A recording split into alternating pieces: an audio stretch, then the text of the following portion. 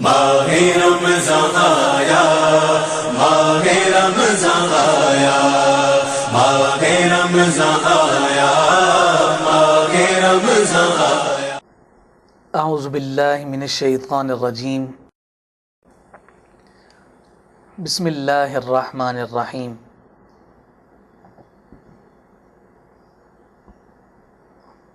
ان اللہ وملائکتہ یصلون علی النبی یا ایہا الذین آمنوا صلوا علیہ وسلموا تسلیما۔ صلی اللہ علی النبی الامی وآلہ صلی اللہ علیہ وسلم، صلاۃ و سلاما علیک یا سیدی یا رسول اللہ۔ معزز و محترم ناظرین کرام، السلام علیکم ورحمۃ اللہ وبرکاتہ۔ ماہ رمضان المبارک کی عظیم ساعتوں میں شفا ٹی وی کے تعاون سے بہار رمضان کے عنوان سے معنون یہ خوبصورت پروگرام آپ یکم رمضان المبارک سے ملاحظہ کر رہے ہیں۔ آج اس کی ایک اور نشست میں ہم آپ کی خدمت میں حاضر ہیں۔ آج کا دن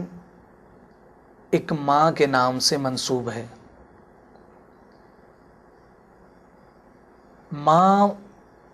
وہ عظیم ہستی ہے کہ جسے اللہ رب العزت اور اس کے پیارے حبیب صلی اللہ علیہ وآلہ وسلم نے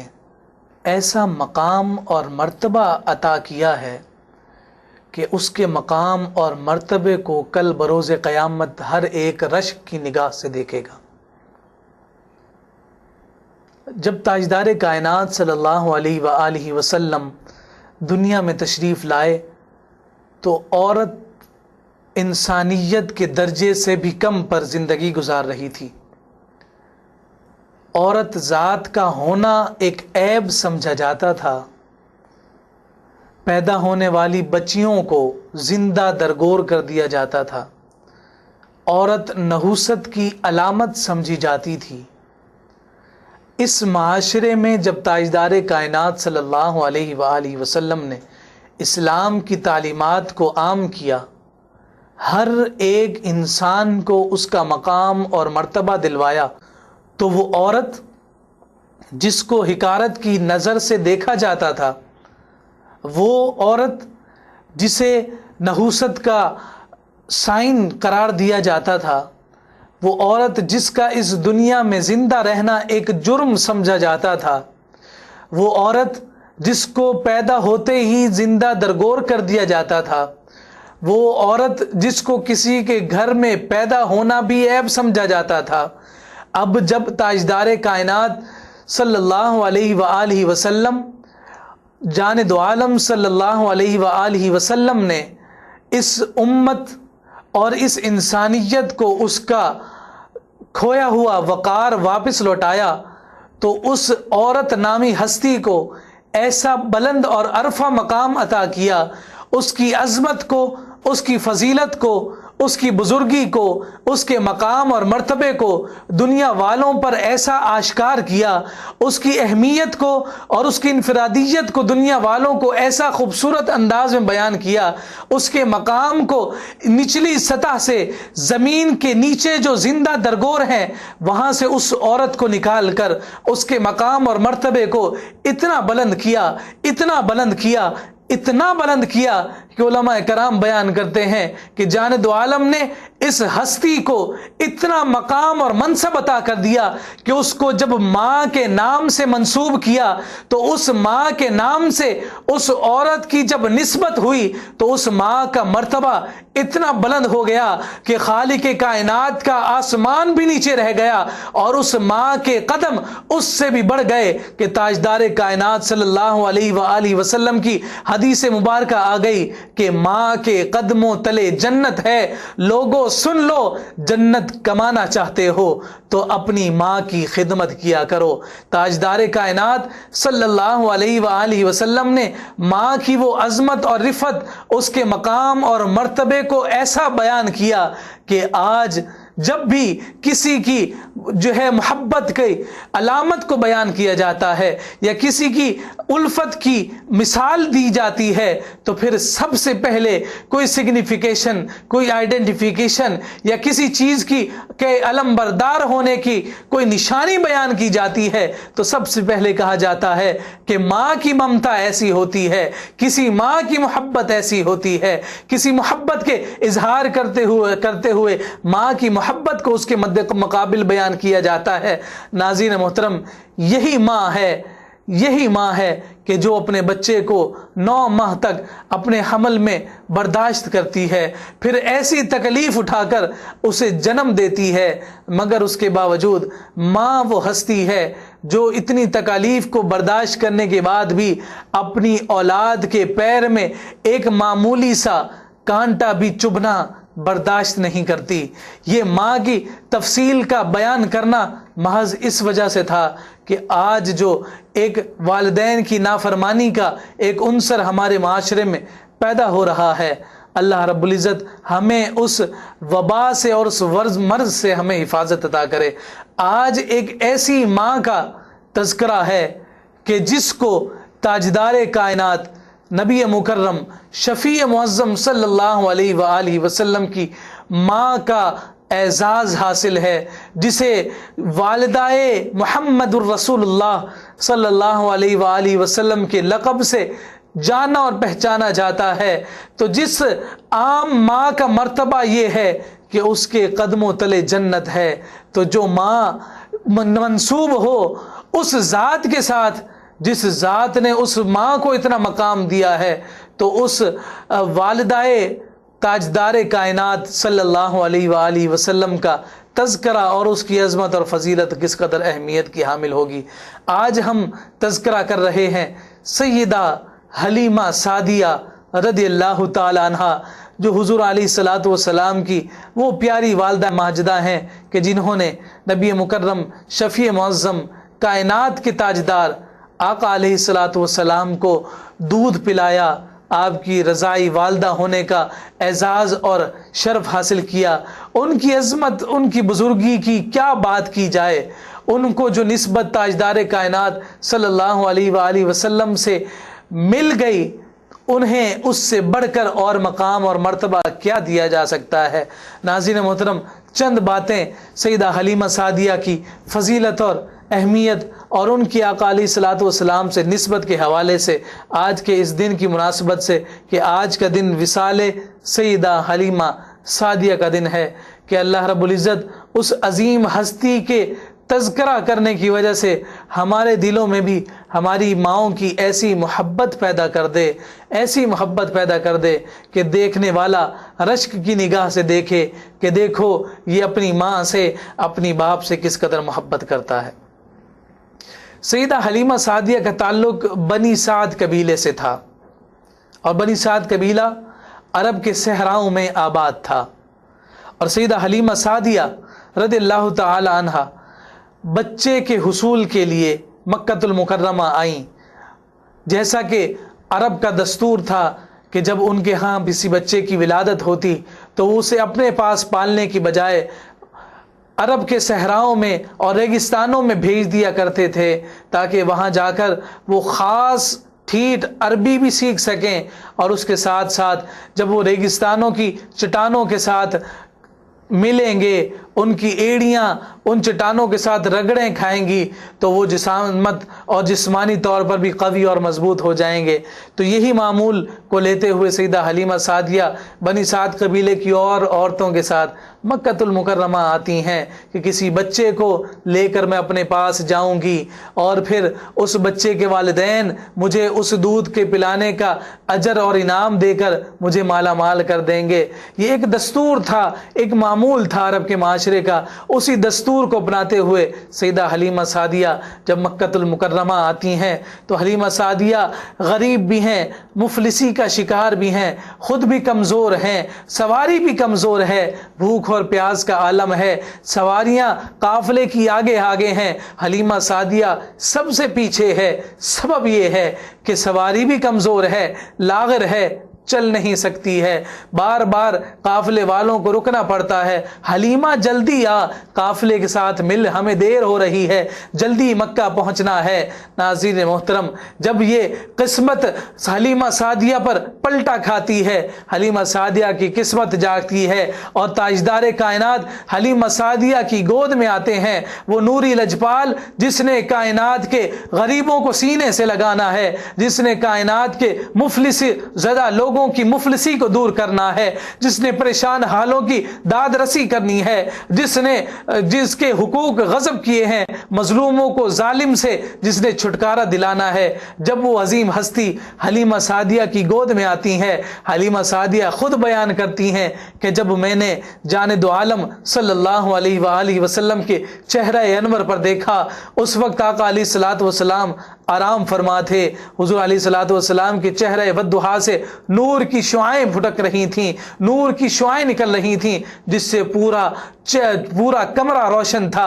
حلیمہ سعدیہ فرماتی ہیں ایسا خوبصورت بچہ میں نے زندگی میں کبھی نہ دیکھا تھا، ایسا نفیس بچہ کبھی نہ دیکھا تھا۔ حضور آرام فرماتی ہیں کہ میں نے مناسب نہ سمجھا، بچے کو اگر اٹھاؤں گی تو جاگ جائے گا، اتنا حسین اور دلکش لگ رہا تھا۔ میں نے بڑے ہی آرام کے ساتھ، بڑے ہی محبت بھرے انداز میں جان دو عالم صلی اللہ علیہ وآلہ وسلم کے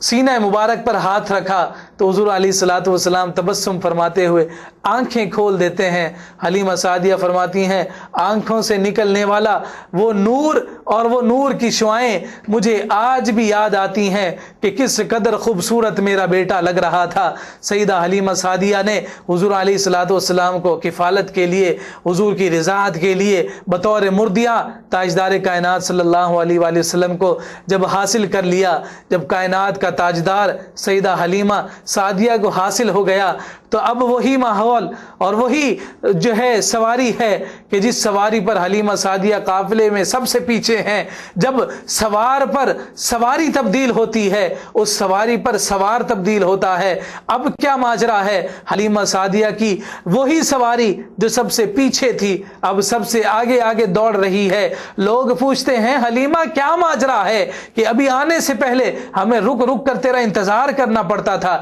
کیا تو نے سواری بدل لی ہے کہ اتنی تیزی ڈگ بھرتے ہوئے تو اپنی منزل کی جانب بھاگی چلی جا رہی ہے؟ حلیمہ سعدیہ فرماتی ہیں کہ نہیں، سواری تو وہی ہے مگر سوار بدل گیا ہے۔ کیسا خوبصورت سوار مجھے مل گیا ہے، کیسا عدل اور انصاف کرنے والا سوار مل گیا ہے کہ میری اونٹنی کے تھنوں میں جو ہے دودھ کا ایک قطرہ تک نہ تھا۔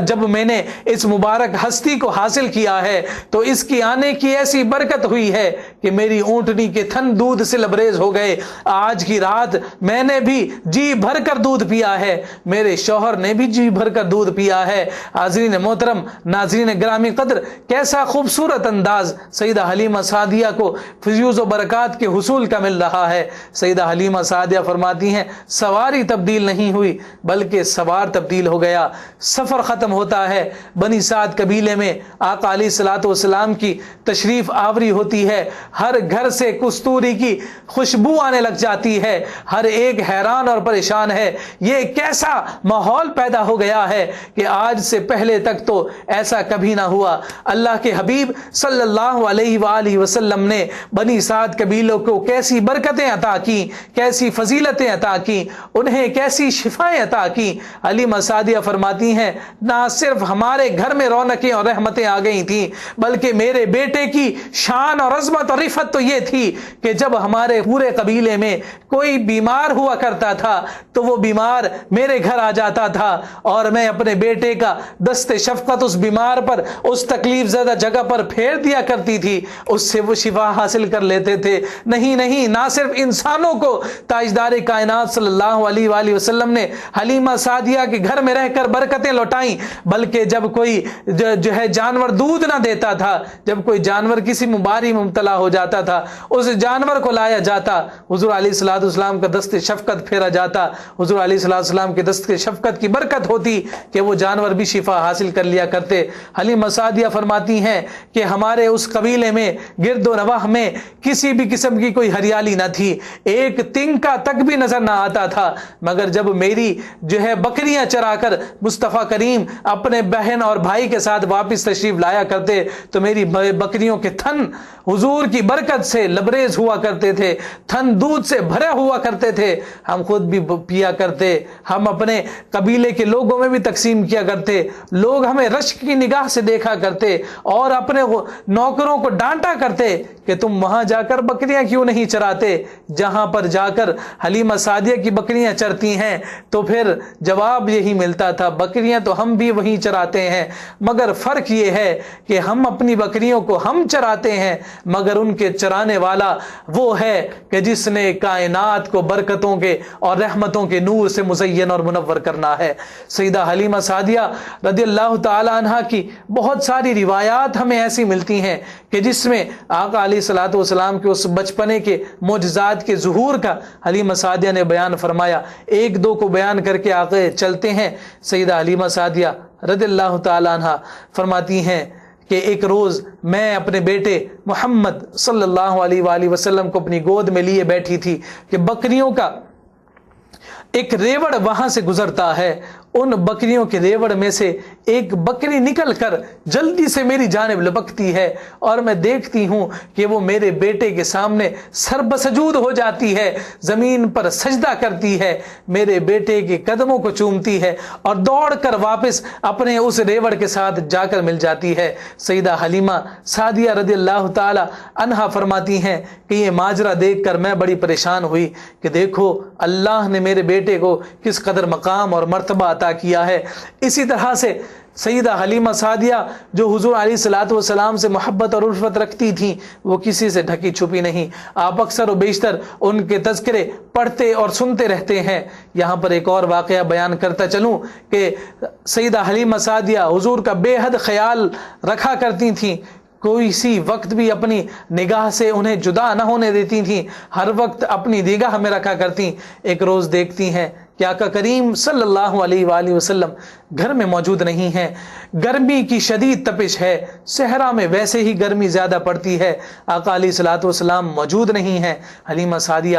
پریشان ہو جاتی ہیں، دوڑتی ہوئی باہر نکلتی ہیں، دیکھوں تو صحیح میرا بیٹا کہاں چلا گیا، گرمی کی اس تپش میں کہیں میرے بیٹے پر کوئی ضرر نہ پڑ جائے، کوئی تکلیف نہ محسوس کر لیں۔ دیکھتے ہیں کہ گھر سے دور ایک جگہ پر آپ کی بہن سیدہ شیمہ رضی اللہ تعالی عنہا اپنے بھائی محمد صلی اللہ علیہ وآلہ وسلم کو لے کر بیٹھی ہیں۔ سیدہ حلیمہ سعدیہ بڑے غصے کے عالم میں، بڑے غم کی کیفیت میں بیٹھ جاتی ہیں، اپنی بیٹی کو ڈانٹ ہوئے کہتی ہیں کہ تم اپنے بھائی کو اس سخت گرمی میں گھر سے باہر نکال کر لے آئی ہو، تم دیکھ نہیں رہی کہ آگ برسا رہا ہے سورج، کس طرح سے سورج اپنی تپش اور حرارت زمین پر ڈال رہا ہے، تم اپنے بے بھائی کو لے کر باہر آ گئی ہو۔ تو سیدہ شیمہ نے بڑا خوبصورت جواب دیا، اماں آپ پریشان کیوں ہوتی ہیں، میرے بھائی کے حوالے سے فکر مند کیوں ہوتی ہیں، میں نے دیکھتی ہوں کہ اللہ نے میرے بھائی کے لیے ایسا خوبصورت انتظام کر رکھا ہے کہ میں جہاں جہاں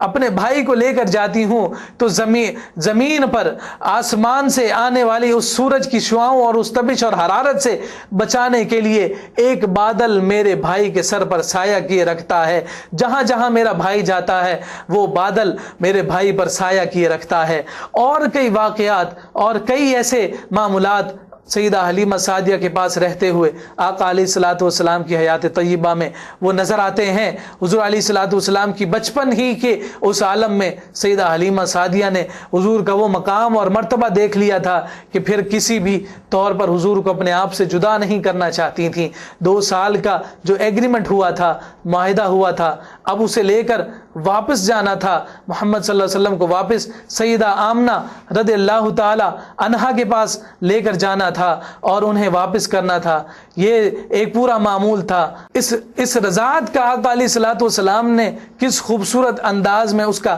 بدلہ عطا فرمایا۔ بہت ساری احادیث طیبہ ملتی ہیں۔ حضرت ابو طفیل رضی اللہ تعالیٰ عنہ بیان کرتے ہیں کہ ایک روز آقا علیہ الصلوۃ والسلام تشریف فرما تھے، ماں کی قدر اور عظمت دیکھیے، آقا علیہ الصلوۃ والسلام کائنات کا تاجدار، نبیوں کا امام محمد رسول اللہ صلی اللہ علیہ وآلہ وسلم تشریف فرما ہیں۔ حضرت ابو طفیل رضی اللہ تعالیٰ عنہ بیان کرتے ہیں کہ ایک بوڑھی عورت آ رہی ہے، آقا علیہ السلام ان کو دیکھ کر اپنے مسند مبارک سے کھڑے ہو جاتے ہیں اور صدا لگاتے ہیں میری ماں میری ماں، اور حضور علیہ السلام انہیں لا کر اپنے ساتھ کملی مبارک بچھا کر اپنے ساتھ بٹھا لیتے ہیں۔ ایسی عزت و تکریم کا معاملہ اکثر و بیشتر سیدہ حلیمہ سعدیہ جب بھی حضور کی خدمت میں آیا کرتی، تاجدار کائنات صلی اللہ علیہ وآلہ وسلم ان کے ساتھ ایسا ہی معاملہ روا کرتے اور ان سے اسی طرح سے محبت کے ساتھ اور عقیدت کے ساتھ پیش آیا کرتے تھے۔ اللہ رب العزت تاجدار کائنات صلی اللہ علیہ وآلہ وسلم کے صدقے میں ہم سب کو سیدہ حلیمہ سعدیہ رضی اللہ تعالی عنہ کی ذات والا صفات کی فیوز و برکات عطا فرمائے، اور ہم کو بھی اپنی ماؤں کا صحیح معنوں میں عزت اور احترام کرنے کی توفیق عطا فرمائے۔ اللہ رب العزت ہم سب کی حاضری کو، ہمارے ان کلمات کو اس برگزیدہ ہستی کی بارگاہ میں منظور اور مقبول فرمائے۔ وما علینا الا البلاغ المبین۔ ماہ رمضان